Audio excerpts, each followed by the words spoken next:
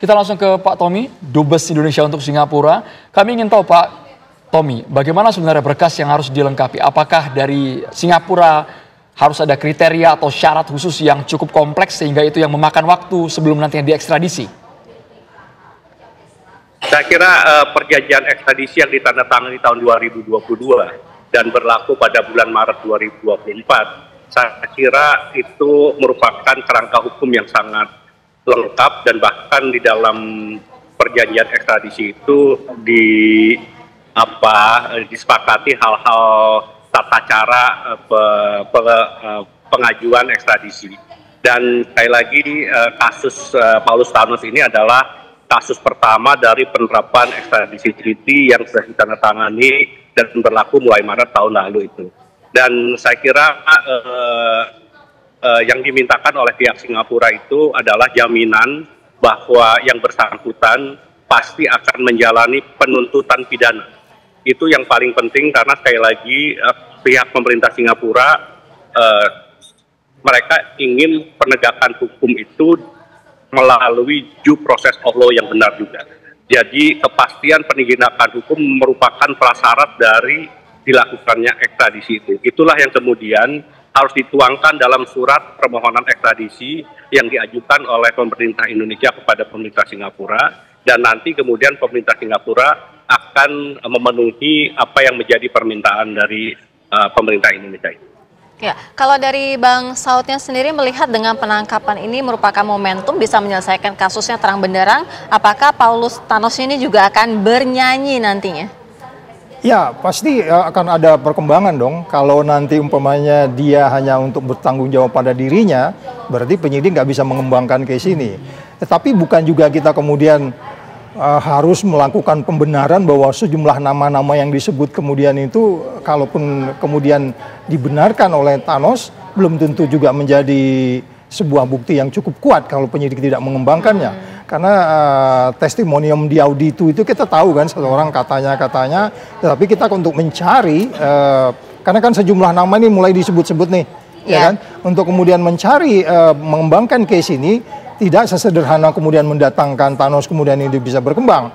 Apalagi kalau dia umpamanya melakukan juga testimonium di auditu saja gitu. Itu juga sudah banyak yang menyebut-nyebut ya nama-nama yang sebelumnya itu. Artinya diperlukan juga bukti yang lain untuk meyakinkan kita bahwa ada memang case yang melibatkan pihak-pihak yang namanya disebut selama ini.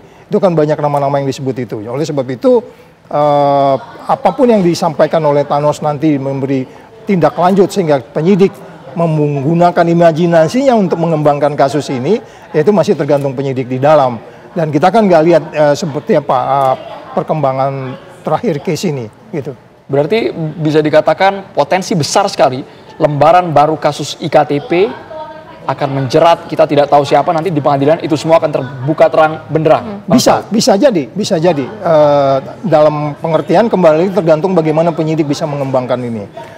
Kalau umpamanya disebut-sebut itu kan cukup banyak orang yang menyebut si Am bilang ini untuk konfirmasi nama yang sama, tapi kemudian kan itu nggak berkembang ke nama-nama yang disebutkan itu. Oleh sebab itu nanti kalaupun umpamanya dia datang kemudian menjadi bisa menampilkan satu bukti lainnya sehingga kemudian dua bukti minimal bisa dikenakan pada seseorang yang disebutkan nama-namanya, itu bisa jadi. Yang kami khawatir belasan tahun bukti itu sudah lenyap, Bang.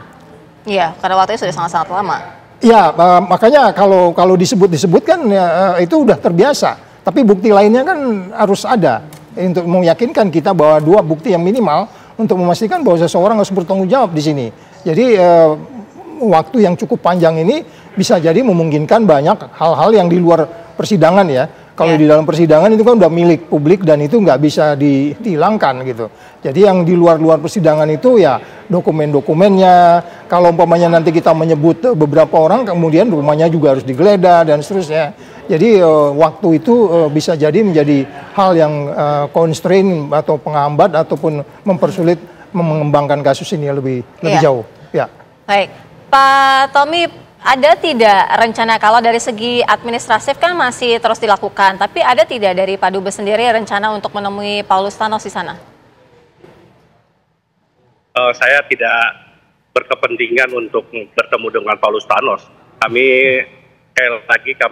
memfasilitasi saja petugas KPK karena kami bukan penegak hukum, dan sejauh ini saya kira teman-teman dari sentral CPIB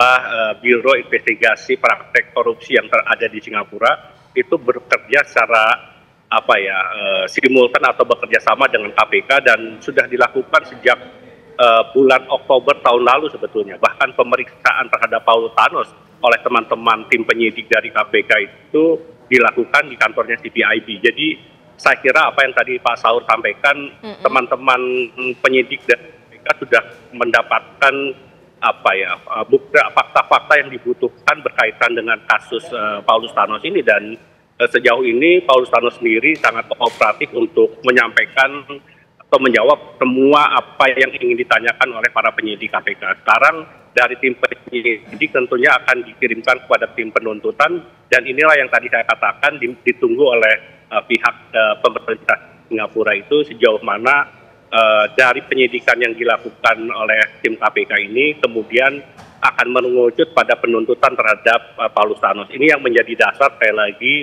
nanti ekstradisi itu akan dilakukan oleh pihak Singapura dan disampaikan kepada pihak Indonesia. Baik, kita sadari bersama kita harus sama-sama menghormati antara KPK milik Singapura dan juga KPK Indonesia. Tapi per hari ini Pak Tommy, Pak Dubes, ada informasi bahwa KPK belum bertemu dengan Paulus Thanos maupun kuasa hukumnya. Apakah sebenarnya di lapangan ada kendala, Pak Tommy?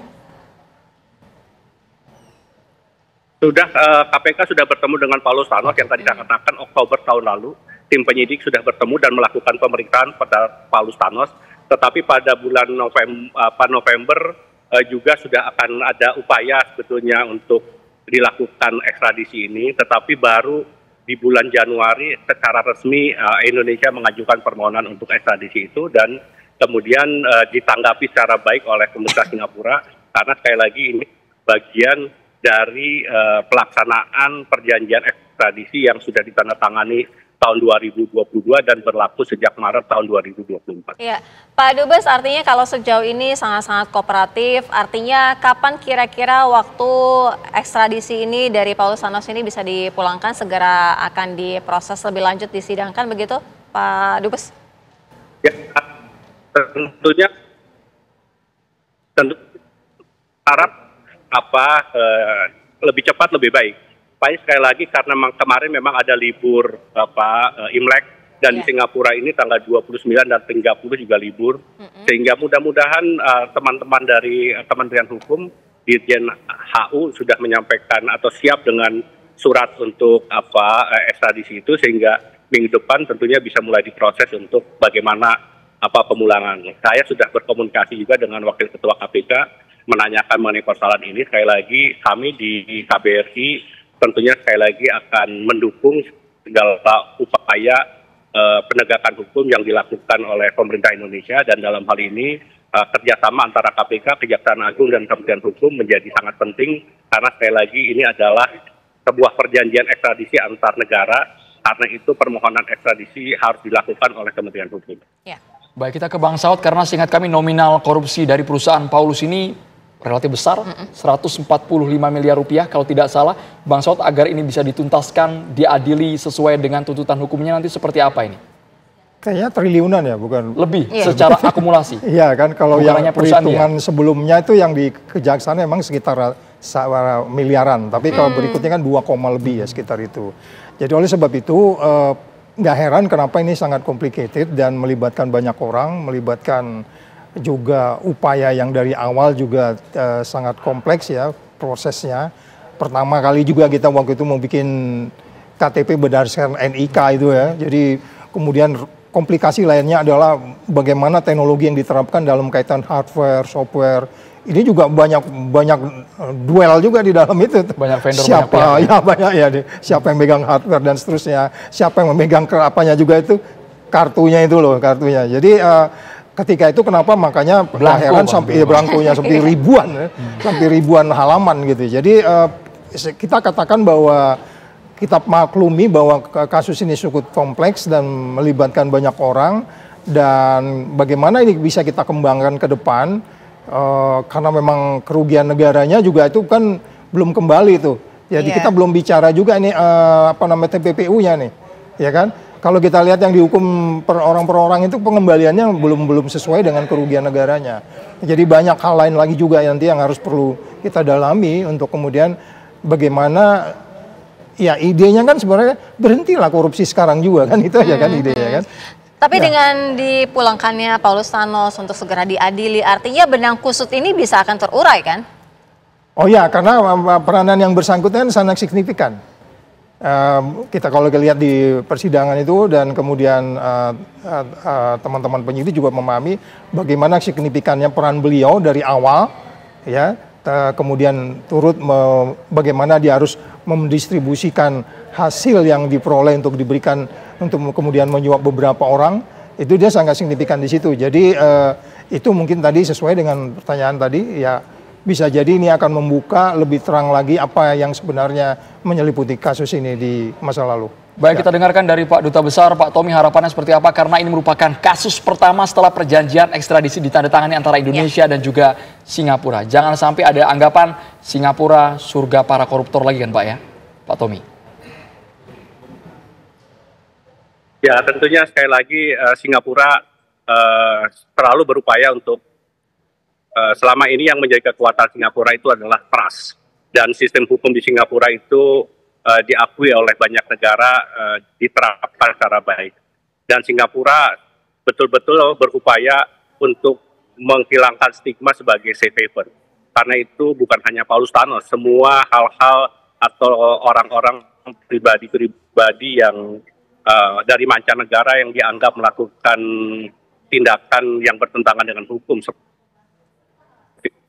pencucian uang misalnya, itu kemudian dilakukan tindakan. Belum lama ini ada 8 orang warga negara China yang